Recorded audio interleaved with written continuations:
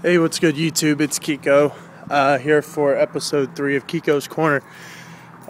We're just leaving the mall right now. Guys, this is where my locals is. It's a big mall. This is just one corner of it. My locals is inside. I can't film inside the local right now. That's just a policy that he has for now. So, sorry I can't do that. So I'm just walking out to my car here. But I just wanted to talk to you guys a little bit. Today is going to be random, like episode 1.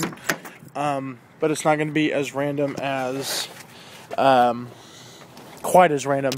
Meaning, I'm not just going to drive around and show you guys Christmas lights. We are going to drive around. But, you guys are going to go through a lot more than that with me right now. Guys, one thing I've been kind of interested to talk about is YCS Atlanta. If it was won by Frazier Smith, as some of you guys may know, he was running Gravekeepers. And I've heard all these people talking, saying, you know, oh man, Gravekeepers are going to be so good, so broke and everything, and they're going to be so good going here on, and they're going to win the next YCS, or they're going to be all over the next YCS. And it's kind of weird because there's a big gap between YCS Atlanta and the next big tournament. Like even a regional for the most part around here. So like the next big tournament's going to be YCS Dallas. And I heard some people online and some random people talking about it, saying that Gravekeepers were just going to be running all over the place. Guys, I've talked to some pretty big name people online, in the Yu-Gi-Oh world anyway, and we kind of discussed it, and we don't think that Gravekeepers are going to do real well at the next tournament under a couple of conditions. If people side deck the right way for this deck, it's so easy to take down.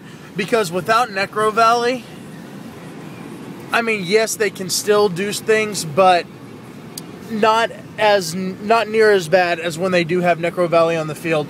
And guys, I've faced Gravekeepers, and I've faced some really good Gravekeeper decks, and I've beaten them. Not all of them, but I have beaten it even with my plant deck. So I would wonder what somebody would be able to do with possibly even a Light Sworn, but something like Glad Bees or X-Sabers or something like that, what they would truly be able to do to one of those decks. Not to say that I don't think a Gravekeeper engine deck could win. I'm not saying that I don't think it won't win. There's a chance it could. But guys, so many people are going to side deck against Gravekeepers just because it won the last event.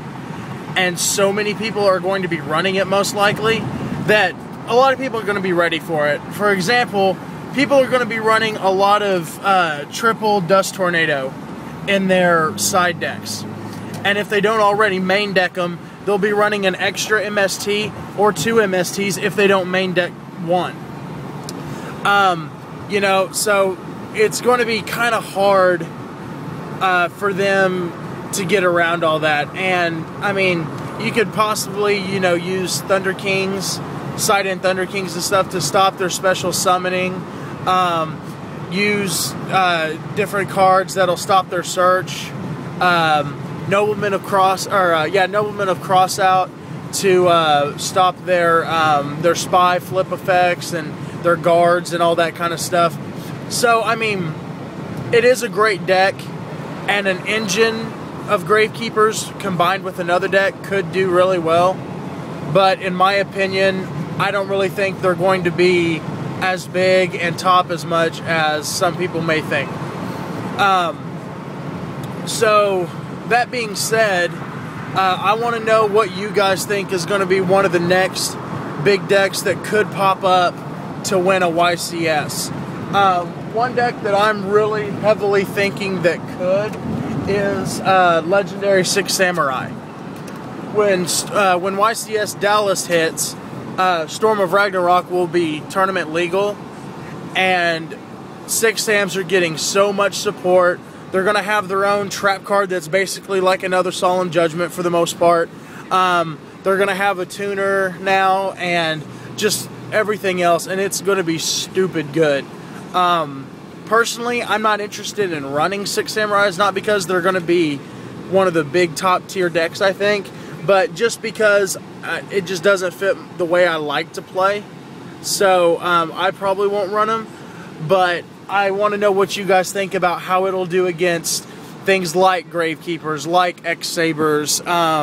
Will the Nordic gods be used much? Because they are pretty powerful. And, you know, do you think those will get used a whole lot?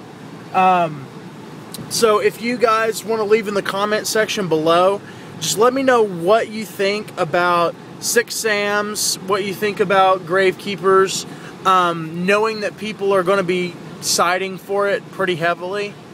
And let me know what you think about what deck might be the next surprise deck to top. Could Naturia's top? Could Naturia Plants top? Could a Fabled deck, now that Hidden Arsenal 3's come out, could it top? Could Ice Barriers be up there? The new Ice Barrier monster cards are really nice. You know, or will it be something that we've seen like Glad Beasts and X-Sabers and Light Sworn and all that other stuff, gadgets, you know, whatever. So that's basically the main part of what I wanted to go over right now.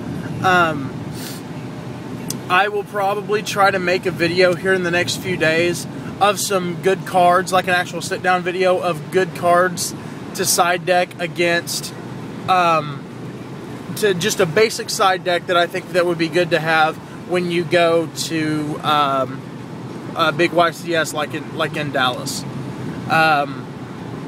I'll go over a video of that probably and everything else. Guys, I want to thank you all for all your wonderful responses about Keekos Corner episodes. I have not had a single negative comment about it, and so I'm going to continue to do it. This is episode 3. Like I said, I hope you'll go back and watch episodes 1 and 2. Just check them over in the sidebar to the right-hand side of your screen. One thing I'm going to do, I've had a lot of people ask me if I would introduce my band. My band doesn't really know that I play Yu-Gi-Oh! So heavily, so I probably won't introduce it like, hey guys, this is for my Yu-Gi-Oh! Channel, cheese. But what I'll probably do is just make a video titled Keekos Corner episode number 4, and it'll be called Band Introduction or something like that. And I will film the band just saying hi to everybody and kind of hanging out in our practice room for a few minutes. We've got a practice session tomorrow night, and we also have a concert December 17th in Shawnee, Oklahoma, which is about a half hour to an hour drive, just kind of depending what part of the city you're coming from.